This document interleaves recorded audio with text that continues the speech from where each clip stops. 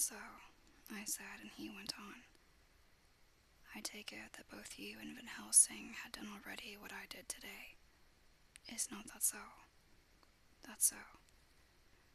"And I guess Art was in it too. When I saw him 4 days ago down at his own place, he looked queer. I have not seen anything pulled down so quick since I was on the Pampas and had a mare that I was fond of go to grass all in a night.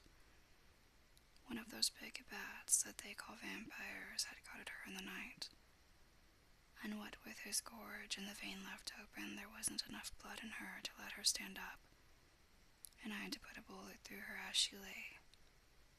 Jack, if you may tell me without betraying confidence, Arthur was the first. Is not that so?" And as he spoke, the poor fellow looked terribly anxious. He was in a torture of suspense regarding the woman he loved, and his utter ignorance of the terrible mystery which seemed to surround her intensified his pain. His very heart was bleeding, and it took all the manhood of him, and there was a royal lot of it too, to keep him from breaking down. I paused before answering, for I felt that I must not betray anything which the professor wished kept secret. But already he knew so much and guessed so much that there could be no reason for not answering. So I answered in the same phrase, "That's so." "And how long has this been going on?" "About 10 days. 10 days. Then I guess, Jack Seward, that poor pretty creature that we all love has had put into her veins within that time the blood of 4 strong men. Men alive. Her whole body wouldn't hold it." Then coming close to me, he spoke in a fierce half-whisper. "What took it out?" I shook my head. "That," I said, "is the crux. Van Helsing is simply frantic about it, and I am at my wit's end. I can't even hazard a guess. There has been a series of little circumstances which have thrown out all our calculations as to Lucy being properly watched, but these shall not occur again. Here we stay until all be well, or ill." Quincy held out his hand. "Count me in," he said. "You and the Dutchman will tell me what to do, and I'll do it." When she woke late in the afternoon, Lucy's first movement was to feel in her breast, and to my surprise produced the paper which Van Helsing had given me to read. The careful professor had replaced it where it had come from, lest on waking she should be alarmed. Her eye then lit on Van Helsing and on me too, and gladdened. Then she looked around the room, and seeing where she was, shuddered. She gave a loud cry and put her poor, thin hands before her pale face. We both understood what that meant, that she had realized the full her mother's death, so we tried what we could to comfort her. Doubtless sympathy eased her somewhat, but she was very low in thought and spirit, and wept silently and weakly for a long time. We told her that either or both of us would now remain with her all the time, and that seemed to comfort her. Towards dusk, she fell into a doze. Here, a very odd thing occurred. While still asleep, she took the paper from her breast and tore it in two. Van Helsing stepped over and took the pieces from her. All the same, however, she went on with the action of tearing, as though the material were still in her hands. Finally, she lifted her hands and opened them, as though scattering the fragments. Van Helsing seemed surprised, and his brows gathered as if in thought, but he said nothing. September 19th. All last night she slept fitfully, always being afraid to sleep, and something weaker when she woke from it. The professor and I took it in turns to watch, and we never left her for a moment unattended. Quincy Morris said nothing about his intention, but I knew that all night long he patrolled round and round the house. searching light showed the ravages in poor Lucy's strength. She was hardly able to turn her head, and the little nourishment which she could take seemed to do her no good. At times she slept, and both Van Helsing and I noticed the difference in her between sleeping and waking. Whilst asleep she looked stronger, although more haggard, and her breathing was softer. Her open mouth showed the pale gums drawn back from the teeth, which thus looked positively longer and sharper than usual. When she woke, the softness of her eyes evidently changed the expression, for she looked her own self, although a dying one. In the afternoon she asked for Arthur, and we telegraphed for him. Quincy went off to meet him at the station. When he arrived, it was nearly 6 o'clock, and the sun was setting full and warm, and the red light streamed in through the window and gave more color to the pale cheeks.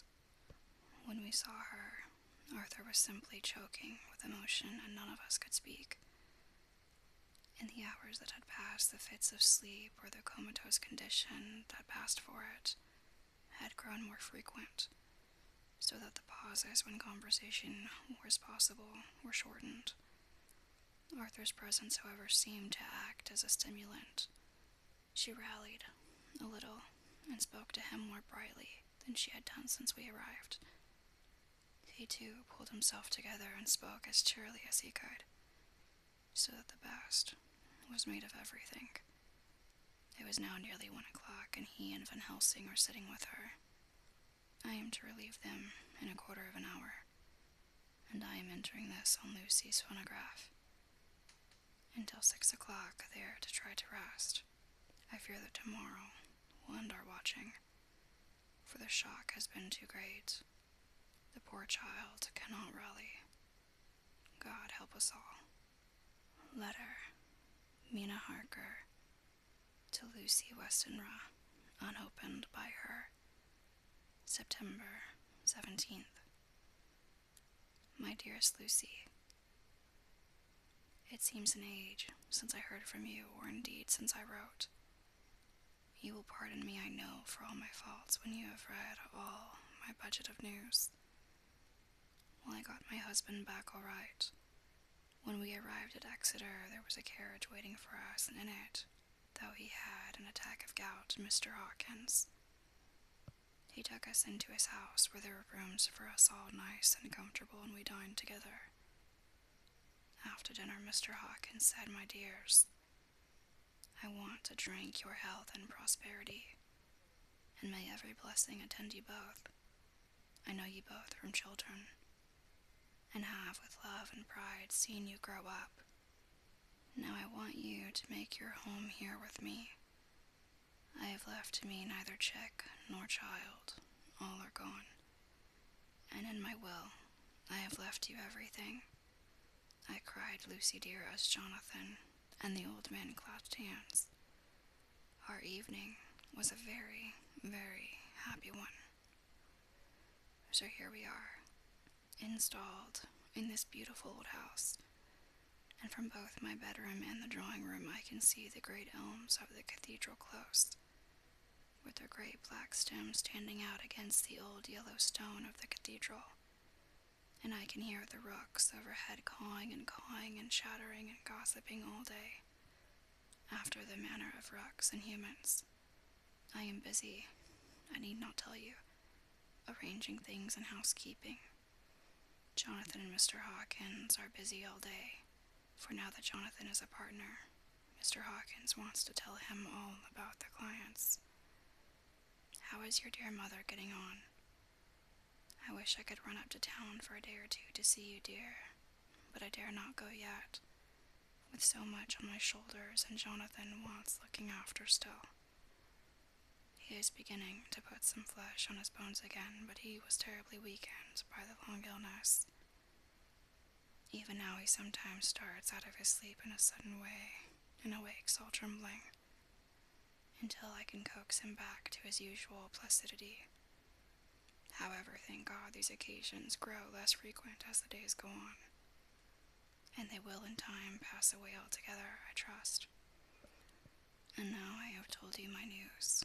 Let me ask yours. When are you to be married and where? And who is to perform the ceremony? And what are you to wear? And is it to be a public or private wedding? Tell me all about it, dear. Tell me all about it, dear. Tell me all about everything. For there is nothing which interests you which will not be dear to me. Jonathan asked me to send his respectful duty, but I do not think that is good enough from the junior partner of the important firm Hawkins and Archer. And so as you love me, and he loves me, and I love you with all the moods and tenses of the verb, I send you simply his love instead. Goodbye, my dearest Lucy, and all blessings on you. Yours, Mina Hart.